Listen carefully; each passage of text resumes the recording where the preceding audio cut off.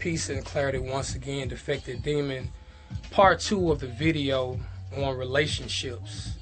Sorry we got cut off like that, but hey, low technology. But I was leaving off by saying that every single day, everyone deserves to have some time to themselves. You have to make sure that you allow the other person to have some time to their self, where they can do exactly what they want to do without interruption. You also need your own time to yourself. And then later on, of course, make it a we time. You have to, once again, respect a person's individuality. Again, relationships are hard work. Once again, you're always thinking about the unity. Is one of y'all now, is no longer two. So continuing on, there's another part of relationships that people really don't understand, and that's reciprocity. Reciprocity, to reciprocate. Well, if one day I'm at the store and I call you and say I'm at the store, is there anything that you would like? I pick you up something. The thing is, the next time you're out, just think about me. Reciprocity is about both of you always reciprocating or doing for one another. It's kind of a fun game if you want to look at it like that, but if it's genuine, then it's a very beautiful thing to have someone who reciprocates things that you do. Now, reciprocity does not just stop at the physical or the material when you bind someone something or this, that, and the other, but reciprocity also comes in actions. Reciprocity also comes in the mind and in the spirit of the soul.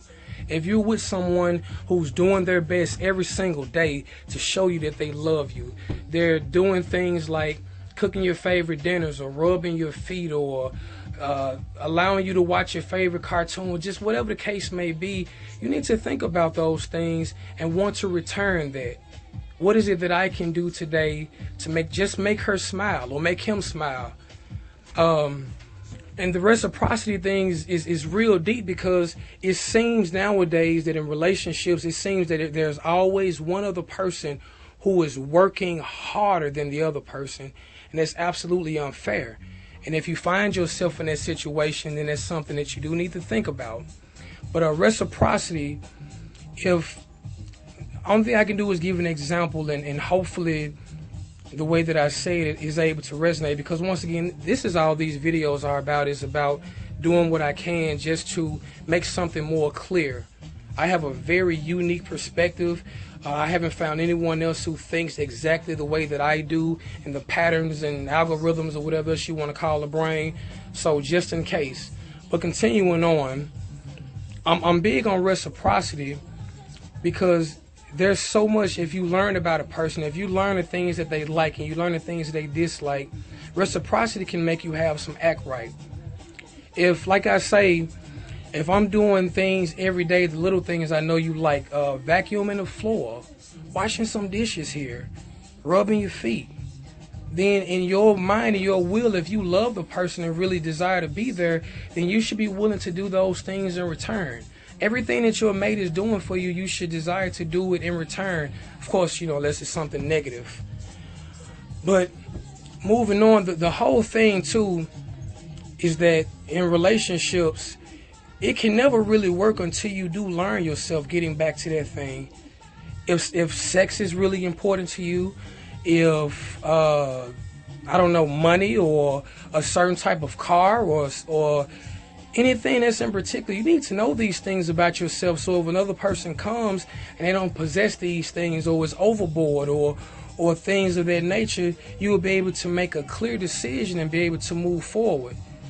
I'm still trying to figure out why the average person hangs on to a relationship when they're not happy, they don't trust the person, they don't communicate well. I'm still failing to realize the point of holding on to those things. The only thing I could think of is if a person has a type of insecurity where they simply don't want to be by themselves, where they rather deal with some shit than to be by themselves. I get it, but that's just not me. I'm strong enough to be by myself, and I'm also patient enough to wait for the queen that will one day come. But moving forward, one thing I want to share is that I've learned two very important things about ladies. So fellas, if you're listening, you need to really remember this. I call them the double S's. is safety and sex. It is very true that if a woman doesn't feel safe with you or around you, she will leave your ass. A woman does not want a weak-minded man on top of that. Also, sex, a woman is a more mental being. She's more emotional and feeling. Just to always have sex, the whole pounded and this, that, and other, all this stuff may work, but every woman needs to be pleased in her way. Every woman knows her body. Well, most of you do. So you need to be able to please your woman or she'll leave. Now, getting to this thing, cheating is a thing I find really weird too. My thing is, if someone cheats, the very basic bottom line is that whoever's supposed to be their mate isn't doing enough to fulfill them. Or you could be doing your best, but it'll still be something that you're not doing that makes him or her stray. They may not even know what it is, but it's something. So my thing is, if you're not complete or you feel like you have to step out, then you need to be single again or tell the person that you're with that you want to step out. Once again, communication is something that's extremely important. So I'm just looking over my little list because there was a few things I really want to make sure that I said. The way I guess I sum this up is that relationships and love, they really are hard work. We need to understand our words and our actions and our desires. We need to understand that love is not those things that people say when people are like, love is cruel and love is this and, love hurts. It's absolutely false. It is the misuse of love and all those things that hurt. But once again, begin to look at people's actions and what they do. And then another thing about relationships is, especially when we're specific, and I know some of the ladies have written lists about things that are important and he got to have this and got to have that. I get it. But a lot of times the way that you want to be loved can be right in front of you, but the package is not what you want. So I'm not trying to say you got to look over looks because we are humans. We're physical beings. I won't say that looks don't matter. But they're not the most important thing in the world. And once again, that's where being a little bit more mature and knowing yourself, it comes down to choices. Are you going to really be patient and see if you can find a perfect person? Or will you find someone who treats you the way you want to be treated? The package may be a little iffy in your particular mind, but you can deal with that. Or you can go for what you find physically attractive and keep running to the same crap. It's up to you.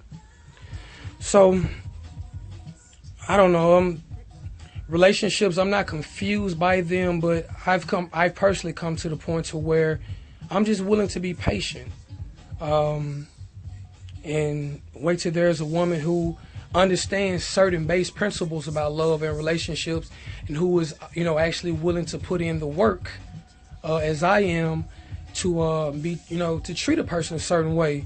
And one other thing that I want to clarify, this has been my experience, and hopefully sharing this with you will show you that it's very possible, so to say. The point is, people always say that relationships have their ups and downs. I actually get what they mean because of the points you won't always agree with the person. There may be something that comes across that you can't seem to get past, or an impasse, as they would say. So if you make it to an impasse and both of you are mature, then of course the logical thing would be is to separate. But as far as things going well or disagreements, two people can just simply agree to disagree. Unless it's something that, of course goes against their personal goals that they just can't let go. But the bottom line is, there really is a way to be in a relationship where things are wonderful all the time. It is very possible to be with someone that can treat you well and treat you like a queen or a king all the time. It doesn't have to be those rough and iffy days, because if a person is in their feelings or they got their ass on their shoulders or whatever the case may be, communication, they can communicate and say, I'm not really in the mood today. And if it's someone that you really care about and that you really want to be with, you'll be understanding and be patient enough for that person to get through whatever it is and then come back if that's what you choose. But the bottom line is, it is possible for two people to get along, to care for one another, and to treat each other well all the time. It doesn't have to be a roller coaster. And unfortunately, the roller coasters that I see in relationships are low points, and people are holding on and surviving to the high points. So just remember those things. Love yourself, truly love yourself, and then find someone who loves themselves. No one can complete you. You have to complete yourself. And then if two complete people come together, Black Power.